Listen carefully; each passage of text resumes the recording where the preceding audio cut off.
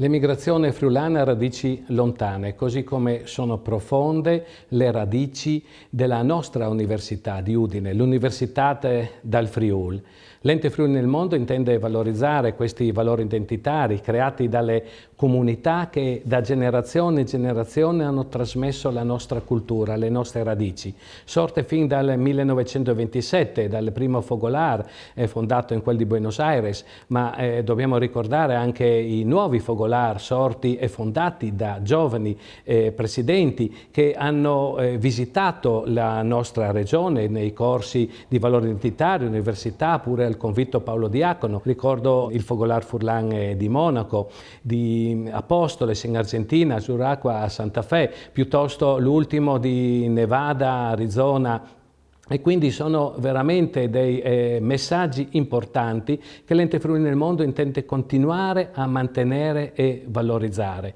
Il corso, noi oggi siamo qua in questa bellissima università che raccoglie veramente l'eredità dei nostri friulani, perché è sorta su volontà di questi friulani, così come è sorto l'Ente Friuli nel Mondo nel 1953, addirittura 10 anni prima della fondazione della nostra regione. E quindi l'Ente Friuli nel Mondo, in collaborazione con l'Università di Udine, col sostegno della regione, l'assessorato alle lingue minoritarie, i corregionali all'estero, ma col sostegno del Comune di Udine, piuttosto che la Fondazione Friuli e tanti altri enti e associazioni, intende dare la possibilità a questi giovani di mantenere questi valori.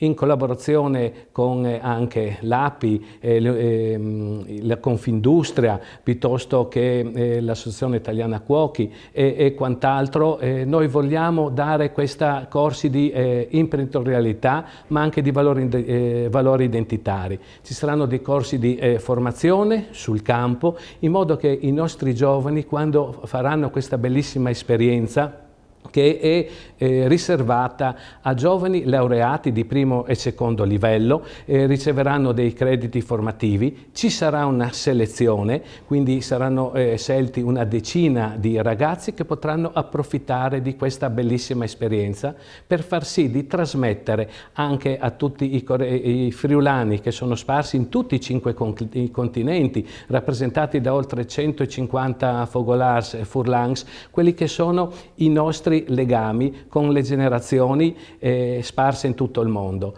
Noi come Ente Friuli nel Mondo riteniamo che questo sostegno a queste nuove generazioni sia importantissimo. Noi dobbiamo intercettare questi giovani che continuano a andare a fare esperienze lavorative. Ricordiamo che sono oltre 3.000 i giovani che ogni anno si recano all'estero per fare queste esperienze. Però dobbiamo intercettare anche questi giovani di seconda e terza generazione che vantano queste radici ma non sono anche mai venuti in Friuli. Noi dovremmo essere con queste esperienze il braccio operativo per far sì che venga trasmesso qual è l'attività della nostra regione, qual è la potenzialità della nostra regione, sia dal punto di vista turistico ma anche imprenditoriale.